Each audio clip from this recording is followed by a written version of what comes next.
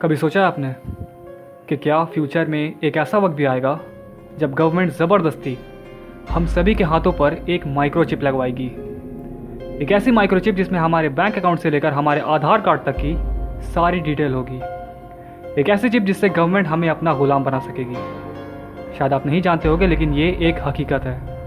और अगर आप जानना चाहते हैं कि क्या ऐसी कोई चीज़ वाकई में मौजूद है या अगर है तो इसके इंडिया में आने के कितने चांसेस हैं, तो आज आप इस वीडियो को देखते जाएं, क्योंकि आज मैं आधार आईडी से लेकर डिजिटल इंडिया तक सारी चीज़ों के बारे में बात करने वाला हूँ।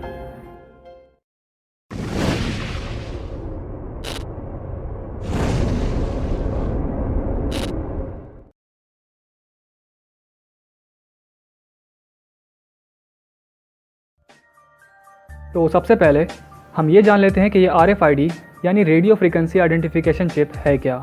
तो बेसिकली ये एक चिप है जो कि साइज़ में बहुत ही छोटी होती है, तकरीबन एक चावल के दाने के बराबर। इस चिप को आप अपने हाथों में एक छोटा सा ऑपरेशन करके लगवा सकते हो, जिसके बाद आप अपने हाथ में लगे इसी चिप की मदद से काफ़ी सारे काम कर पाओगे। जैसे कि आप अपने ID प्रूफ और बैंक अकाउंट की डिटेल इस चिप से लिंक करवा सकते हो, जिसके बाद आप कहीं पर भी सिर्फ अपने हाथ से पेमेंट कर पाओगे। आपको कैश या किसी भी तरह के क्रेडिट कार्ड या डेबिट कार्ड की ज़रूरत बिल्कुल भी नहीं पड़ेगी। सिर्फ यही नहीं, बल्कि इस चिप की मदद से आपको अपने घर के दरवाज़ों को लॉक या अनलॉक करने के लिए भी किसी भी चाबी की ज़रूरत नहीं पड़ेगी। आप सिर्फ अपने हाथ से ये काम कर पाओगे। साथ ही साथ इस चिप को आप लोकेशन ट्रैकिंग के लिए भी इस्तेमाल कर सकते हो। फॉर एग्जांपल, अगर आपके घर में बच्चे हैं जिनके ऊपर आप नज़र रखना चाहते हो, तो इस चिप को आप उनके हाथों में फिट करवा दें, जिसके बाद आपको अपने मोबाइल के ऊपर उनकी हर एक खबर मिलती रहेगी। आपके बच्चे कहाँ हैं, किस जगह पर हैं, किन के साथ हैं, ये सब कुछ। अब शायद आप में से कुछ लोग ऐसे भी होंगे जिन्हें डाउट होगा इस बात पर कि ऐसी कोई माइक्रोचिप असलियत में होती भी है या नहीं। तो आप लोगों का ये डाउट क्लियर करने के लिए मैं पहले आपको जी न्यूज़ की एक रिपोर्ट दिखाना चाहूँगा, जिसमें इसी माइक्रोचिप के बारे में काफ़ी अच्छे से एक्सप्लेन किया गया था। और मुझे उम्मीद है कि इसे देखने के बाद आपको इतना यकीन तो हो ही जाएगा कि ये सब कुछ एक हकीकत है। कुछ वर्ष पहले तक आपको किसी चीज़ की कीमत चुकाने के लिए या ख़रीदारी करने के लिए कैश लेकर चलना पड़ता था, नकद पैसे की ज़रूरत होती थी। लेकिन उसके बाद क्रेडिट और डेबिट कार्ड्स आ गए और अब आप अपने मोबाइल फ़ोन की मदद से बहुत आसानी से पेमेंट कर सकते हैं। हालांकि भविष्य में ऐसा करने के लिए आपको मोबाइल फ़ोन्स की भी ज़रूरत नहीं पड़ेगी, क्योंकि तब आपके शरीर में ही एक ऐसा चिप लगा होगा जो आपका क्रेडिट कार्ड भी होगा, डेबिट कार्ड भी, NFC सपोर्ट भी और ऑफिस का पंचिंग कार्ड भी होगा। स्वीडन की एक स्टार्टअप कंपनी एपिसेंटर ने अपने 150 कर्मचारियों के हाथों में एक माइक्रोचिप फिट कर दिया है। यह माइक्रोचिप एक इंजेक्शन की मदद से कर्मचारियों के शरीर में पहुंचाया जाता है। इस चिप का आकार एक चावल के दाने जितना होता है और इसे तर्जनी उंगली और अंगूठे के बीच की जगह में फिट किया जाता है। जिन कर्मचारियों के हाथों में ये चिप यहाँ पर लगा है, वो इसी चिप की मदद से ऑफिस के दरवाजे खोल लेते हैं, प्रिंटिंग मशीनों को ऑपरेट कर लेते हैं, प्रिंटिंग कमांड देते हैं और कैंटीन से खाने का सामान भी हाथ हिलाकर खरीद लेते हैं या ऑर्डर कर देते हैं। यानी ये एक ऐसी कोशिश है जो इंसानों को मशीन में तब्दील कर रही है, मशीनों में बदल रही है। हो सकता है कि आने वाले वक्त में दुनिया की ज्यादातर कंपनियां अपने कर्मचारियों के लिए ऐसा चिप अनिवार्य कर दें। अब सवाल यह है कि आने वाले दिनों में इंसानों और मशीनों का ये कॉम्बो एक सुखद अनुभव होगा या फिर एक खतरनाक भविष्य की शुरुआत।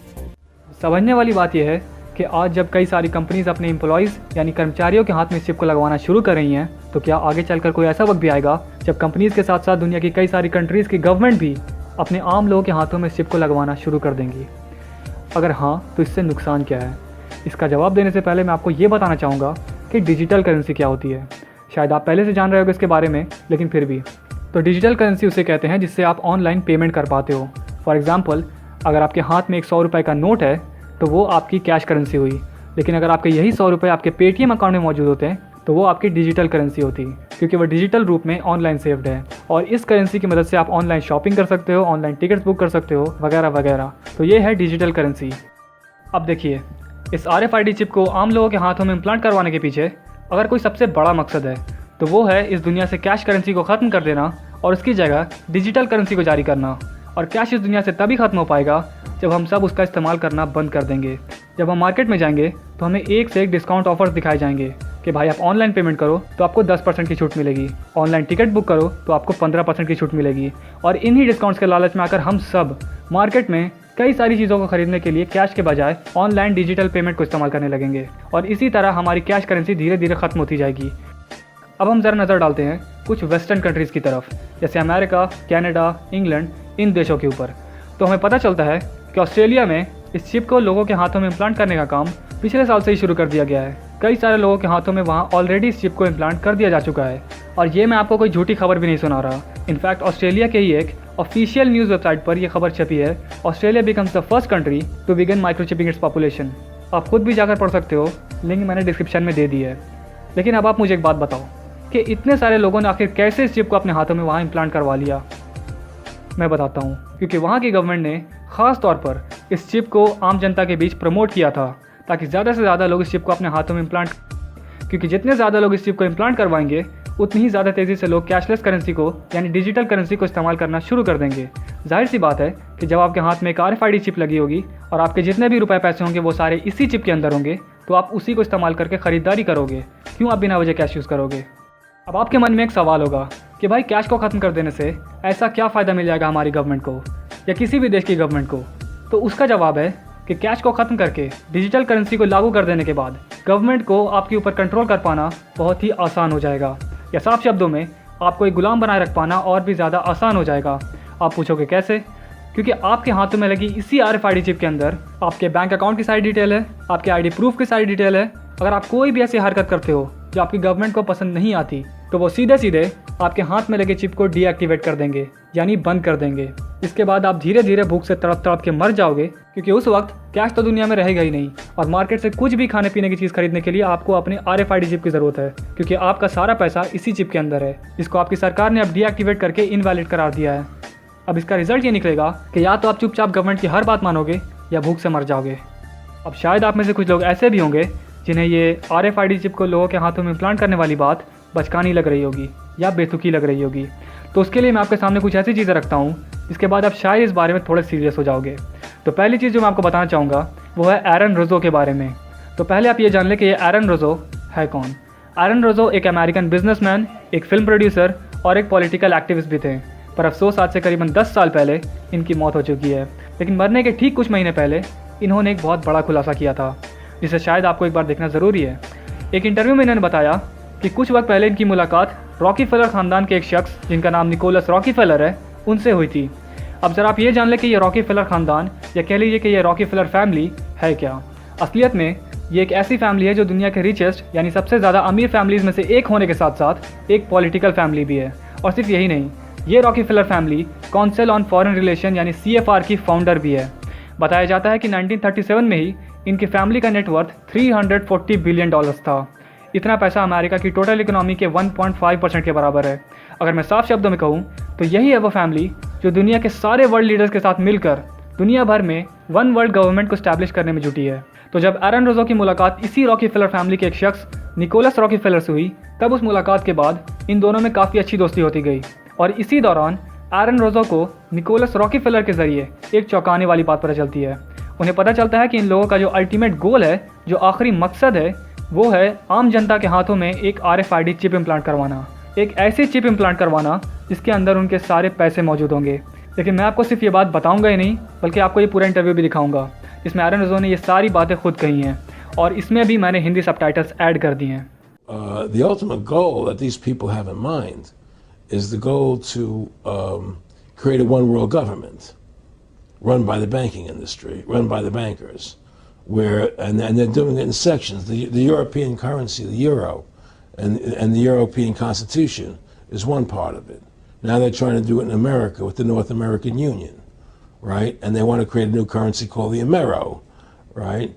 And the whole agenda is to create a one world government where everybody has an RFID chip implanted in them. All money is to be in those chips, right? There'll be no more cash. And this is giving me straight from Rockefeller himself. This is what they want to accomplish. And all money will be in your chips. And so instead of having cash, anytime you have money in your chip, they can take out whatever they want to take out whenever they want to. If they say you owe us this much money in taxes, they just deduct it out of your chip digitally. Total control. Total control. And if you're like me or you, and you're protesting what they're doing, they can just turn off your chip. And you have nothing. You can't buy food. You can't do anything. It's total control of the people. And that chip's connected to a database that has your purchasing records, what you do, what Everything, you sell. everything is in there, you know? And so they want a one world government controlled by them, everybody being chipped, all your money in those chips, and they control the chips and they control people. And you become a slave, you become a serf. ये पूरा interview करीबन 1.5 घंटे का है और अगर आप उसे देखना चाहते हैं तो उसकी भी लिंक मैंने डिस्क्रिप्शन में दे दी है। लेकिन अगर आप थोड़ा गौर करें तो इस इंटरव्यू को आज से करीबन 8 साल पहले अपलोड किया गया था। उस वक्त शायद किसी ने इस तरह की किसी RFID चिप के बारे में सोचा भी नहीं होगा, लेकिन आज ये चिप एक हकीकत बनती जा रही है। इंडिया की अगर बात की जाए तो यहाँ पर कैश करेंसी को ख़त्म कर पाना इतना आसान नहीं है। यहाँ पर अभी एक बहुत बड़ी आबादी है जिसे डिजिटल करेंसी के बारे में कुछ भी नहीं मालूम। लेकिन स्टिल अगर आप थोड़ा गौर करेंगे गवर्नमेंट के फुट स्टेप्स के ऊपर तो आपको काफ़ी इंटरेस्टिंग चीज़ें देखने को मिलेंगी। सबसे पहले हम सभी के आधार कार्ड बनवाए गए, हम सभी का बायोमेट्रिक डेटा कलेक्ट किया गया। बायोमेट्रिक डेटा का मतलब आपकी आंखों का और आपके फिंगरप्रिंट का स्कैन। ये बायोमेट्रिक डेटा सिर्फ आपका है। आधार ID की मदद से लाखों की भीड़ में भी आपको पहचाना जा सकता है। उसके बाद जन धन योजना की मदद से गरीबों तक के बैंक अकाउंट खुलवाए गए। फिर हम सभी के आधार को अपने अपने बैंक अकाउंट से लिंक करवाने को कहा गया ताकि ये पहचाना जा सके कि यह आपका ही बैंक अकाउंट है। उसके बाद आया सबसे बड़ा झटका, डीमोनेटाइजेशन, नोटबंदी। डीमोनेटाइजेशन के वक्त हम सभी लोगों के पास जो कैश करेंसी थी वो बेकार हो गई और हमें ऑर्डर मिला कि हम सब अपनी कैश करेंसी को ले जाकर यानी 500 और 1000 के नोट को ले जाकर अपने अपने बैंक अकाउंट में जमा करवा दें और बैंक में जमा करवा देने के बाद हम सब उन पैसों को अपने पेटीएम अकाउंट में डालकर यूज़ करें डिजिटल करेंसी की तरह अपनी रोज़मर्रा की चीज़ों को खरीदने के लिए, जैसे आलू, प्याज, दाल, चावल, दूध, दही। और इसी तरीके से हम सबको, गरीब अमीर सबको डिजिटल इंडिया से जुड़ने को कहा गया। कैश करेंसी को छोड़कर कैशलेस करेंसी की तरफ आने को कहा गया।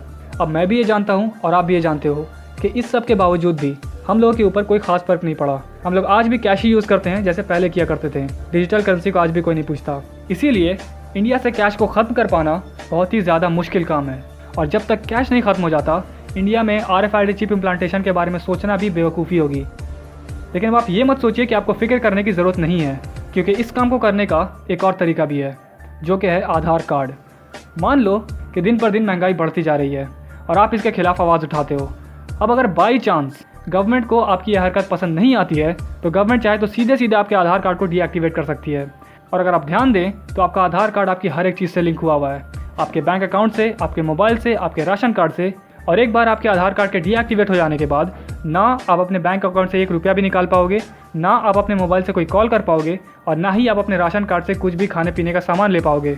आपके पास कुछ भी नहीं बचेगा और ये आने वाला वक्त ही बताएगा कि ये सब कुछ सच होगा या नहीं।